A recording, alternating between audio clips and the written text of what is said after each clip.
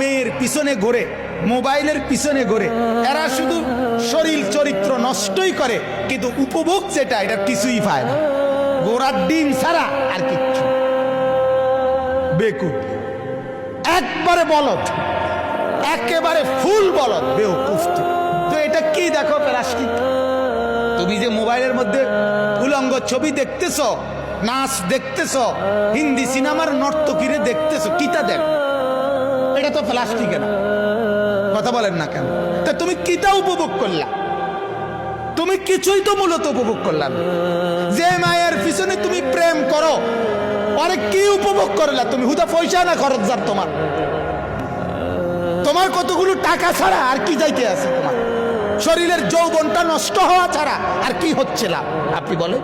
কিন্তু কে বুঝাবে? বেকুবের বুদ্ধি কম থাকে। আমি সবসময় বলি, জালেমের বুদ্ধি কম থাকে, নাফরমানের বুদ্ধি কম থাকে।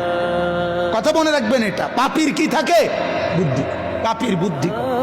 আপনি যদি বলেন ওই কাফের বেঈমানরা কত যন্ত্রপাতি বানাচ্ছে, হ্যাঁ, তাদের বুদ্ধি কম না? এগুলো কোনো বুদ্ধির কিছু না। এটা মালিক আল্লাহ কোরআনে স্পষ্ট আছে, আমি পৃথিবীতে যখন যেই জিনিসটি যখন যেই মুহূর্তে বানাবো, এটা আমি আমার কোনো না কোনো বান্দার মাথাতে আমি এটার ফর্মুলা ঢেলে দেই, সে এটা করতে থাকে।